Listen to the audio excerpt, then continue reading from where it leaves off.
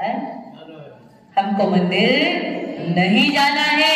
और यदि आप मंदिर आते हैं, आपके अंदर सौम्यता आती है, आपके अंदर सरलता आती है, तो आपका बच्चा आपको देख करके, आपके परिणामों को देख करके, आपके विचारों को देख करके, जो आपका बच्चा, जो आपका पोता मंदिर नहीं आता है, उस बच्चे के अंदर मन होता है कि मेरे पिताजी, मेरे दादाजी, मेरी दादी मंदिर जाती है, वो बहुत शांत रहती है, बहुत सरल रहती है, बहुत सहज रहती है।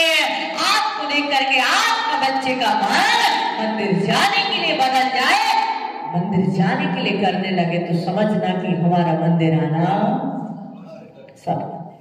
तो यदि आपको देख करके आपके बच्चे का मन करे कि हमें तो मंदिर, बहुत सारी बार ऐसा होता है, बोले भैया हमको तो मंदिर के पचड़े में पड़ना ही नहीं, मंदिर की कमेटी में रहना ही नहीं, मंदिर के किसी पद में रहना ही नहीं, अपन बिना पद के ठीक है।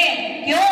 क्योंकि आपकी मना स्थिति को देखते हैं, आपके विकल्पों को देखते हैं, आपके विचारों को सुनते हैं, तो उनको लगता है भैया अपनी दुकानदारी ठीक है, बाहर से जितनी सेवा कर लेना, बाकी किसी पद में रहना नहीं। और यदि आपकी चर्या, आपकी चर्चा और आपके चरित्र को देखता है, तो उसको भी लगता है मेरे पिताजी ने मंदिर की बहुत सेवा की, फलाने पद पर रह करके मैं भी ऐसा पद धारण करके मैं भी अपने दादाजी जैसी, मैं भी अपने पिताजी जैसी सेवा करूंगा। तो समझना कि हम ठीक चल रहा है, हमारा जीवन, हमारा जो हमको भार दिया है उसके अनुकूल हम कार्य कर रहे हैं। आप मंदिर में आते हैं, जब मंदिर में आते हैं, तो अक्सर मैंने मंदिर में देखा है कि लोग जैसे ही मंदिर में आते हैं, भगवान के सामने चावल चढ़ाते हैं, और जैसे ही चावल चढ़ाते हैं और चावल चढ़ाते ही आंखें बंद कर लेते हैं। क्या कर लेते? हाथ जोड़ के ऐसे ही करते। क्यों करते हैं सब? आंखें बंद क्यों कर लेते? पंकज भैया क्यों कर लेते आंखें बंद? आप नहीं, सारे लोग क्या कर लेते हैं? भगवान के सामने जाते ही क्या कर लेते हैं? आंखें बंद कर लेते। क्यों है? आत्मा में लीन हो जाते हैं। किस में लीन हो जाते हैं? आत्मा में लीन हो जाते हैं। इतना लीन हो जाते हैं कि ना तो आत्मा दिखाई देती है, ना परमात्मा दिखाई देता है। लेकिन जैसी आंखें बंद होती है, पड़ोसी जरूर दिखाई देता है, दुकान जरूर दिखाई देती है, और घर के बहुत सारे दृश्य हमारी आंखों में दिखने लगते हैं। आज तक 7वें गुणस्थान में झूलने वाले मुनिराज के अलावा किसी को आत्मा नहीं दिखी। क्या? 7वें गुणस्थान से प्रक्रिया प्रारंभ होती है। 4थे गुणस्थान में तो खाली श्रद्धा होता है कि आत्मा दिखती है, आत्मा का अनुभव होता है, इतना हम जानते हैं कि होता है, लेकिन कैसे होता है इसका आनंद 4थे गुणस्थान, 5वें गुणस्थान, 6वें गुणस्थान में तो होता ही नहीं है। 7वें गुणस्थान से प्रक्रिया प्रारंभ होती है और पूर्णता उसकी 12वें गुणस्थान में हुआ करती है। अब आंखें बंद करके कैसे आत्मा का अनुभव कर लेते हैं? अच्छा एक बात बताओ, जब आप मंदिर आते हैं तो आंखें बंद कर लेते हैं। जब आप, मोदी जी, जब आपकी शादी हुई थी, शादी के पहले जब जिससे होने वाली थी, आप देखने गए थे कि नहीं? कि पिताजी गए थे देखने? गए थे।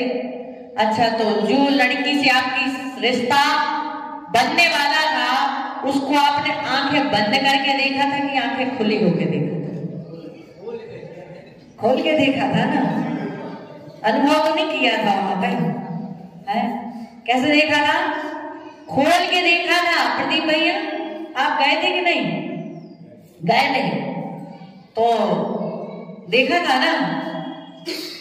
मतलब जब देखने जाते हैं, इतना देखते वो कैसे चलती है, कैसी उसकी आंख है, कैसे उसकी नाक है, कैसे उसका मुंह की आकृति है, कैसे उसके ओठ है, कैसे उसके बाल है, कैसे उसके नाखून है, कैसे वो बोलती है, सारी चीजें आप एक एक अंग निरखते हैं, एक एक अंग देखते निरखते तो भगवान को है वहां परखते हैं, एक एक अंग को देखते हैं, निहारते हैं।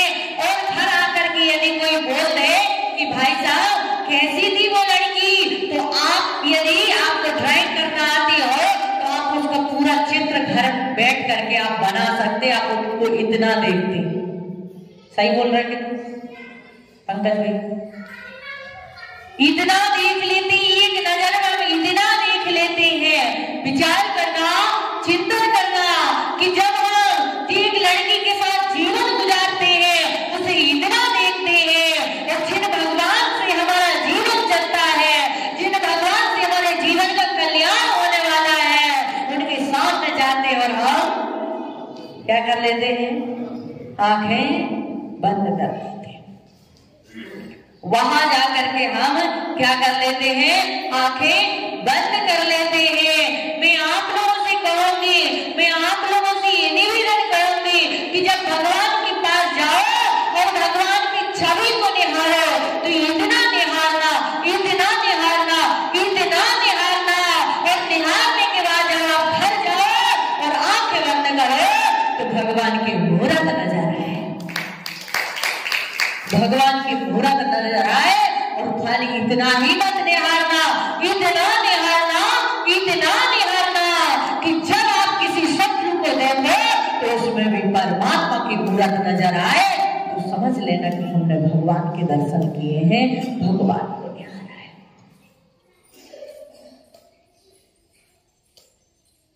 आज हमारा जीवन बोलते कुछ, करते कुछ और क्रिया कुछ होती है। पर्यूषण पर्व आता है तब उसमें पढ़ते ना, क्या बोलते हैं? क्रिया कुछ की कुछ होती है। क्या बोलते हैं आप? क्या बोलते हैं? देवशास्त्र पूजन में क्या बोलते हैं आप लोग? संभाषण कुछ, क्रिया कुछ की कुछ होती है। हाँ, हम बोलते हैं मन में हो सो वचन उच्चारिए, वचन हो सो, हाँ सब कुछ पता है आप लोगों को, बताने की जरूरत नहीं। मन में जो है वो वचन में होना चाहिए, जो वचन में है वो काया में होना चाहिए। मतलब मन में किसी को मारने का विचार आया तो काया से गाली दे दो, मुख से और हाथों से ठोक दो, है?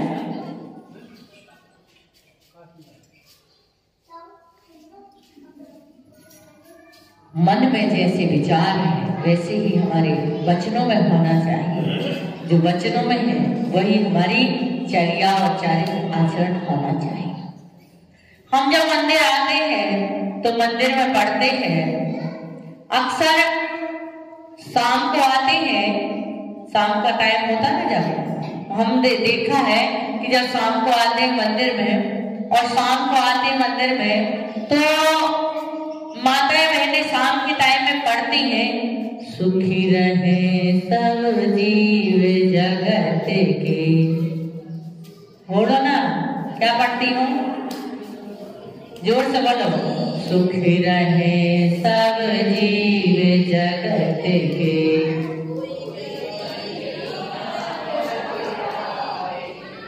देर पाप अभिमान छोड़ जग।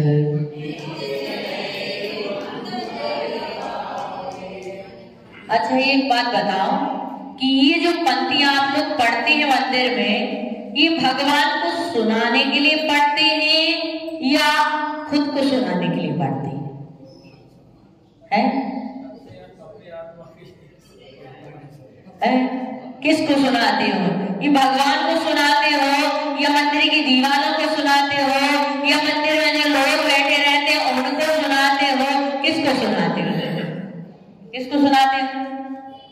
बोलो ना। किसको सुनाते हैं? बोले सुनाते तो है भगवान। किसको सुनाती है? हाँ, अरे अपने आप को तो कहीं पर भी सुना सकती है, कहीं पर भी बोल सकते हैं। यदि अपने आप को सुनाना है तो मंदिर में हो, मकान में हो, मंडी में हो, कहीं पर भी हम सुना सकते हैं। लेकिन यहाँ पर हम सुनाते हैं, भगवान को सुनाते हैं, सुखी रहे सब जीव जगत के, कोई कभी ना घबरावे।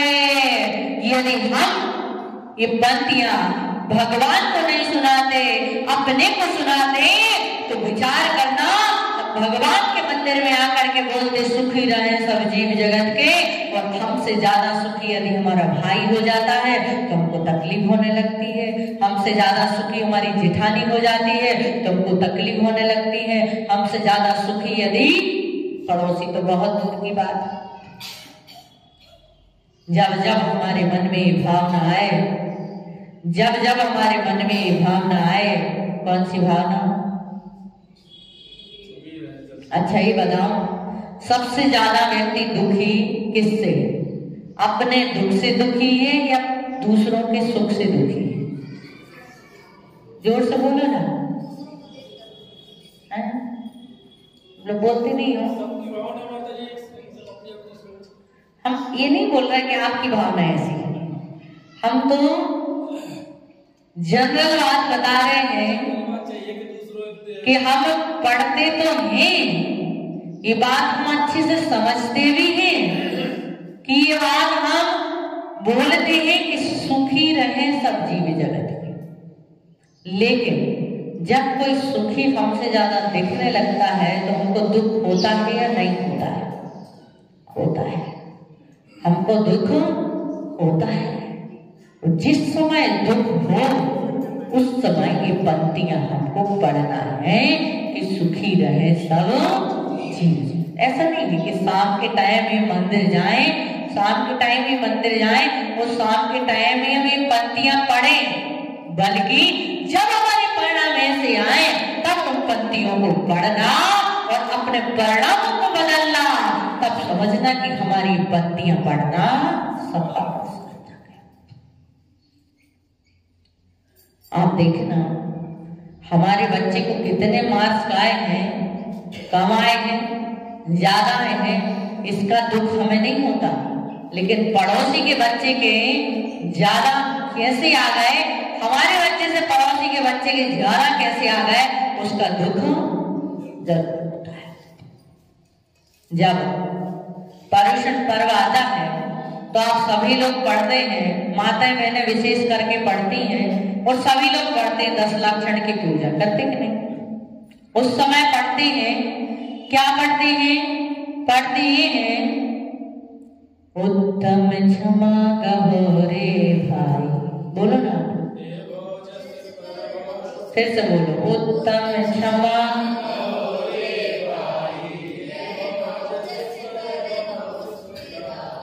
गाली सुन मन,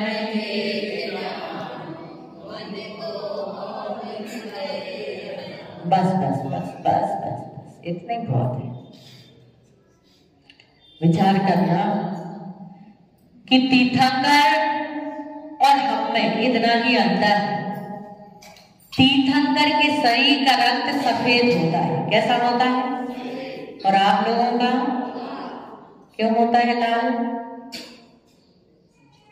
क्यों होता है लाल? है? तीर्थंकर के शरीर का रक्त सफेद होता है और हमारे शरीर का रक्त लाल होता है। बस इतना ही समझना कि तीर्थंकर 16 कारण भावना को खाते हैं।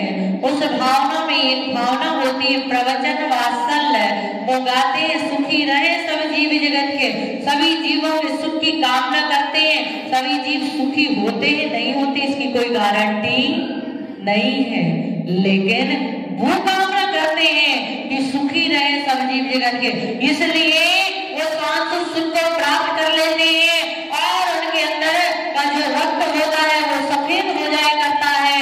हम यदि कुछ सोचते हैं तो हम इतना सोचते हैं, कितना, या तो मैं सुखी रहूं या फिर मेरा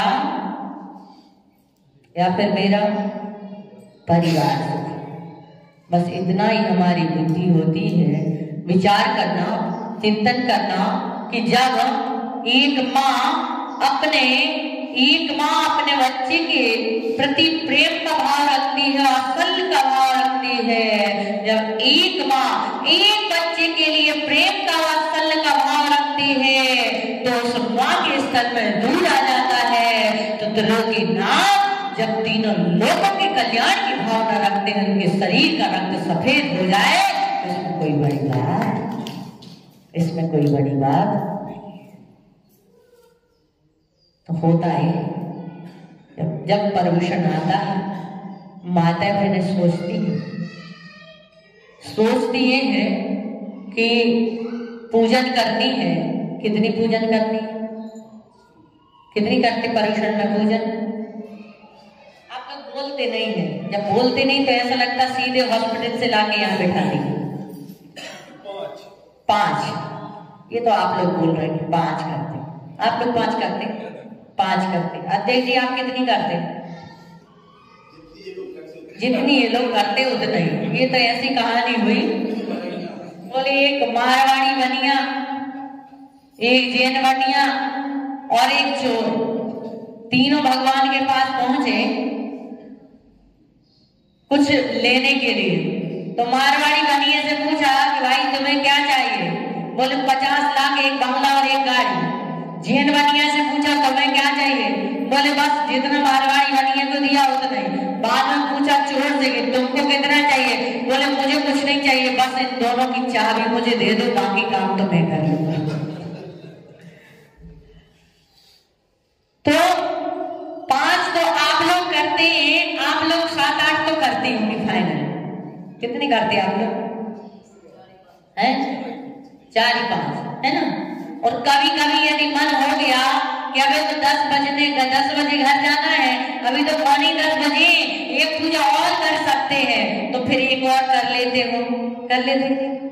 और रखी थी आपने 5 चिटक और कर ली एक और पूजा, तो फिर 5 चिटक है हमारे पास और एक पूजा करने का भाव और बन गया।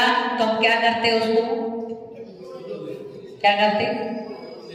चिटक को खुटक लेते हैं, उसके एक के 2 कर देते हैं। क्योंकि आपने क्या किया था? स्थापना की थी। क्या किया था? किसकी? ये नैवेद्य है, ये दीप है, ये धूप है, ये फल है, सारी चीजें। ना तो वो असली धूप थी, ना असली फल है, ना नैवेद्य है, ना दीपक है, ना असली फल है, लेकिन आपने उन सब के लिए क्या कर ली? स्थापना कर ली ना। अब स्थापना होने के बाद जैसे हमारी मूर्ति है, मंदिर की मूर्ति की हमने स्थापना कर दी, अब आप तो कुछ कर सकते हो, उसमें छेनी लगा सकते क्या? उसको कुछ भी उसका काम छेड़छाड़ कर सकते क्या? नहीं कर सकते। जिस प्रकार आप मंदिर में मूर्ति स्थापित होने के बाद, उसकी स्थापना होने के बाद उसमें कुछ नहीं कर सकते हो, ऐसी जो जब तक आपने चिटक नहीं बनाई थी, जब तक आपने उसकी स्थापना नहीं की थी, ये नैवेद्य, ये दीपक है, ये फलाने, तब तक तो ठीक है। लेकिन आपने क्या किया कि आपने स्थापना तो कर ली, लेकिन बाद में आपने एक पूजा का भाव और हुआ, तो आपने उसके क्या कर? ये बच्चे कच्चों को लेके जाओ ना भाई बाहर,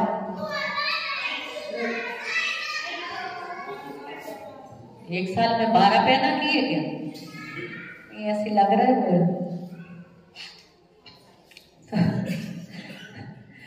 कहने का मतलब ये है कि जब हम स्थापना कर लें तब हमें उसके 2 पीस नहीं करना चाहिए। हम पहले ही धूप बना लें।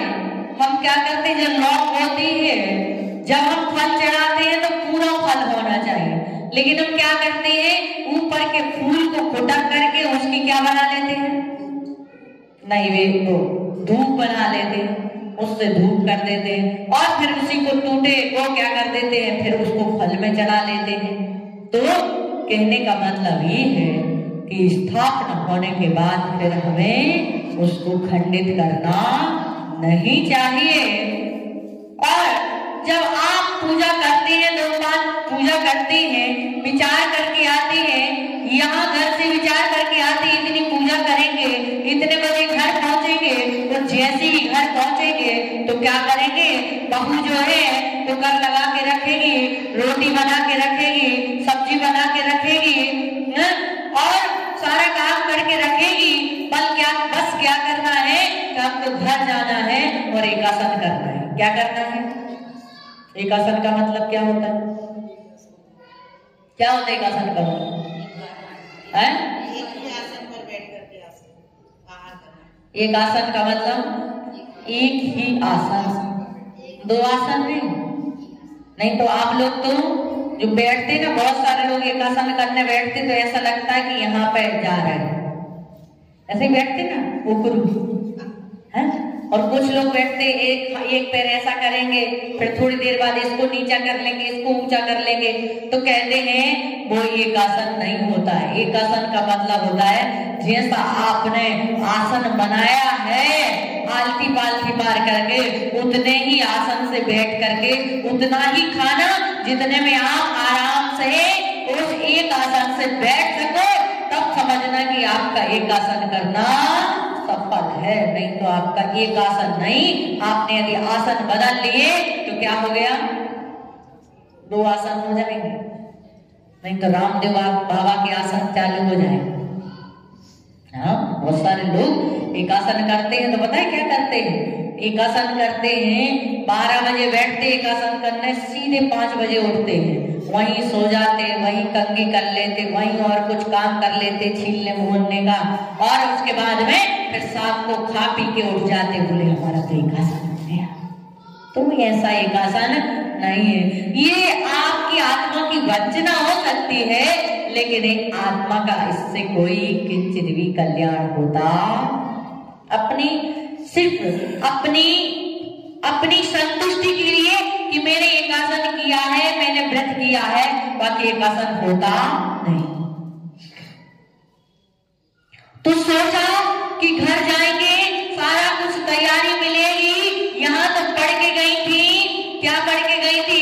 उत्तम क्षमा कहो रे भाई, यह वो जस पर बहुत सुखदाई, ये पढ़ा था।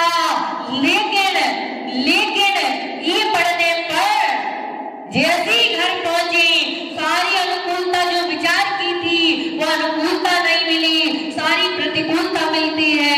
बहू रानी तो अभी बेडरूम से तैयार होकर के बाहर निकली है, ना तो आटा गुथा है, ना रोटी बनी है, ना कुकर लगा है, ना सब्जी बनी है। फिर देखो वो पंक्तियां जो पड़ी थी, उत्तम क्षमा कहो रे भाई, वो भूल जाती है और चालू हो जाता खूब लड़ी मर्दानी। भाई तो हम नहीं बोलेंगे, वो आप बोलो। झांसी वाली बस कहाँ गई वो पंक्तियां, कहाँ गए वो विचार? सिर्फ पढ़ने के लिए मत पढ़ो, सिर्फ करने के लिए मत करो, समझो, एक एक चीज को समझो और समझ करके जीवन में उतारने का विचार करो। तब समझना कि हमारा क्रिया करना, कर्म करना, धर्म करना सफल और सार्थक है। समय आपका हो रहा है, अतः इतना ही कहेंगे कि हमारा जीवन जो मंदिर का जीवन है, मैं नहीं कहती कि आपका मंदिर का जीवन, पूरा जीवन आपका घर तक पहुंच जाए, लेकिन एक अंश भी यदि घर तक पहुंचता है तो आपका मंदिर आना, आपका पूजन करना सफल, आपकी विनती पढ़ना, आपकी भक्ति करना सफल और सार्थक है। अन्यथा कितना चढ़ाया, कितने घंटे बैठे आप, कितनी भक्ति, कितनी पूजा पड़ी, उसका कोई मतलब नहीं है। और वैसे तो मुझे यहाँ नहीं आना था, बरमान से ही रास्ता था। क्यों भाई? ऐसा भाई बरवान से ही था ना, ये बरवान वाले तो इतने भक्त कि आने ही नहीं दे रहे थे। कितने 10 दिन तो रुके होंगे ना, 7 दिन का प्रवास बरवान में रहा और उसके बावजूद भी इनको संतुष्टि नहीं थी।